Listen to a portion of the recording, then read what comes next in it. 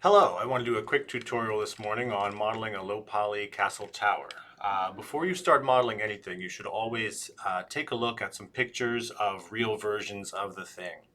Concept art and other fake stuff is good also. You can find some styles, some interesting stuff, but if you can't find something in architecture, an example from real life, there might be a reason why that particular thing was never done. And so if you look at a lot of different versions of the thing, then you can sort of see the library of ideas that this thing lives within.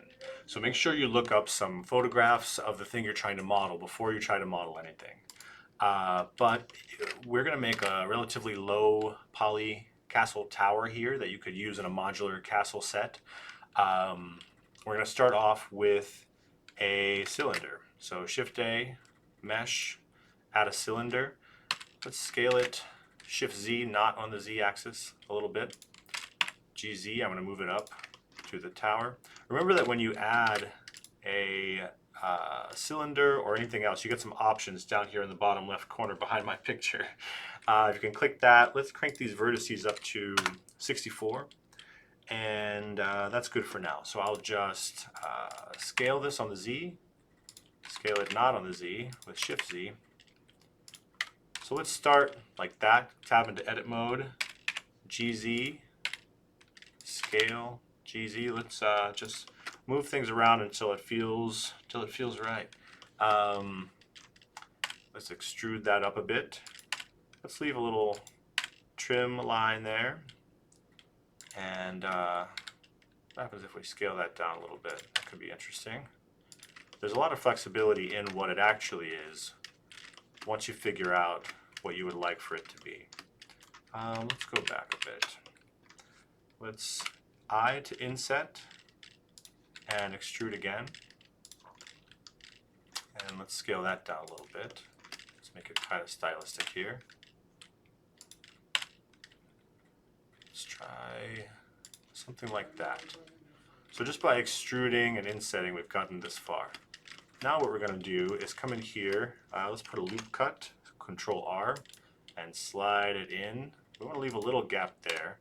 Then I'm going to select this ring here by holding Alt and clicking near an edge that is directionally which way I want to go. If I do this, I get that direction, but if I do this, I get that direction. Let's do a little crenellation here. Should we? Yeah, let's bring this out first. So I'm going to Alt-D, extrude faces along normals, and then I will grab this edge, go to 2 edge mode, and then Alt click to select that edge, that loop, scale it down. Let's make the crenellations here this wide. So I'll select that whole loop with Alt again, and then I'll go to Select, check or deselect will select every other one. And we can extrude those up and got a little crenellation going there. Pretty interesting. Let's see here. For our top bit here, let's select that. Alt-E, extrude along normals. Let's scale that out a bit. And let's do the crenellation up here as well. So select, check or deselect, extrude. Let's take the face up here, I to inset it, and extrude it down a bit. Yeah, it's getting interesting. Let's have a loop cut there and bevel it, so Control B. There we go. Let's take that and extrude along normals just a little bit. So we're getting somewhere interesting. Let's take this line here, so it's 2 for edges, Alt to select a loop. Let's scale it down just a little bit. Yeah, that's interesting.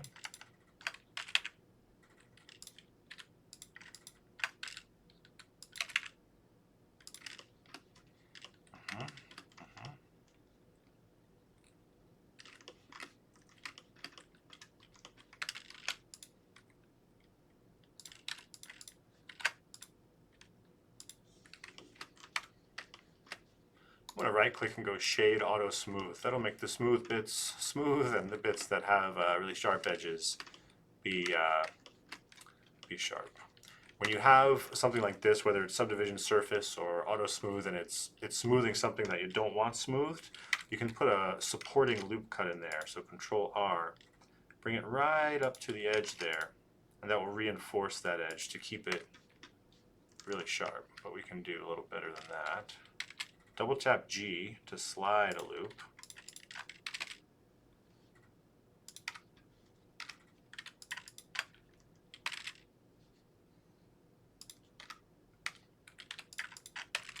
You don't want to get them too close. You don't want them to actually occupy the same space, but that's pretty good. We'll do the same thing here. You can always select a loop, right-click, mark sharp, but that may not export as well to other programs. So I don't like to do that. It depends on what programs you're exporting to. There we go. Not bad. Oh, let's put a little trim line here.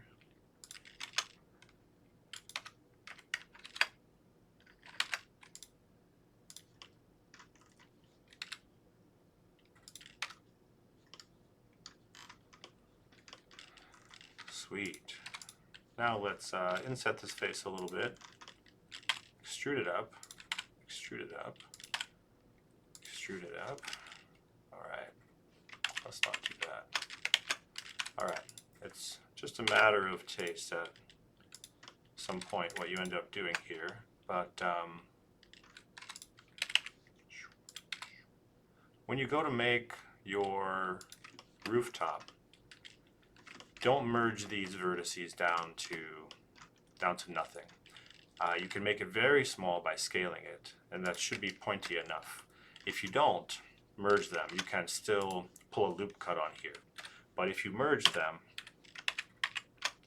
down into one vertice, then you cannot get a loop cut on here. And visually, there's not a lot of difference, but your topology will be better, and you'll be able to come back and reference a loop cut in there. Say you want to do something interesting like that.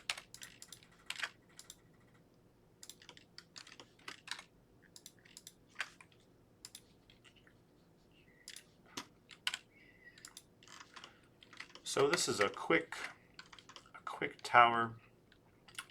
Could be better, but using this sort of methodology, you could do a lot. You could take this further. You could follow a specific realistic reference. You could boolean some windows and door cutouts in here, and then build the topology. Let's just do one more thing here. That'll be a little interesting. Very commonly, you'll see these corbels beneath a structure where the stone is being supported by corbels or modillions architecturally.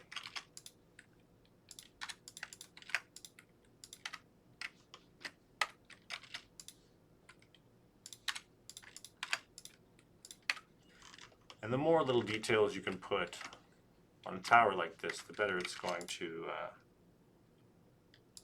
look.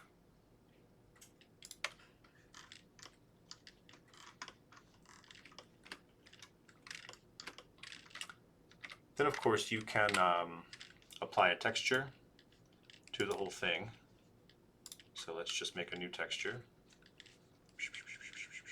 And we'll just make it like a medium gray color. And then let's make a second texture. We'll assign everything to that. Let's make a second texture. New, and let's go into shading and put a stone texture in here.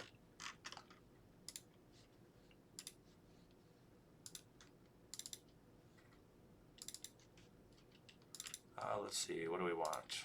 Rock slab wall is fine. Oh, there's no color for this one. All we need is a normal map. That's fine.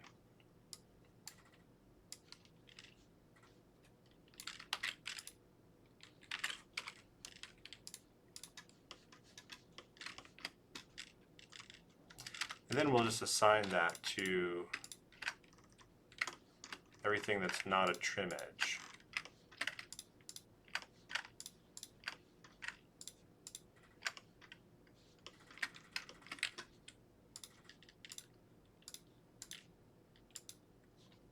And we'll hit U, Smart UV Project. Looks like it's okay. Let's try a cylinder projection. Use cylinder projection. That's not helping. All right, let's just do Smart UV Project. And go to UV editing, all. Scale it a lot. Scale it on the Y. Scale it. All right, cool. A lot of seams, unfortunately. Well, you could work on that manually, or you can just keep trying to work it with the unwrapper. Let's just do a little more. So we can use like one of these maps in here, like the roughness. Let's use the roughness. What about, what's this one? Height? Let's use the roughness, and we'll run it through a ramp, color ramp, color to base color. That way we can pull some of this down here.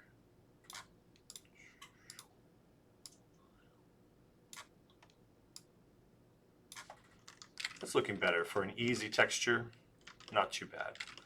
Oh, we can pull some of that, make it a little rougher there.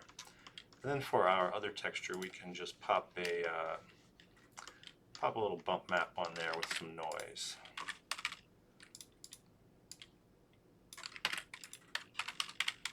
A bump goes to the normal. It wants to go into the height. I don't know why it does that. And let's scale that up a lot.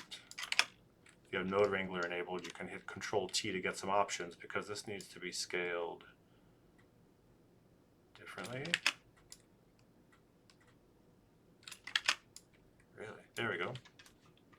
Weird. All right. And just play with the strength of the bump there until it is appealing. All right, and there you have it, a very basic low poly tower. If you can model this, then you can model so much more with a little more time and a little more learning. So thanks a lot, and I'll see you soon.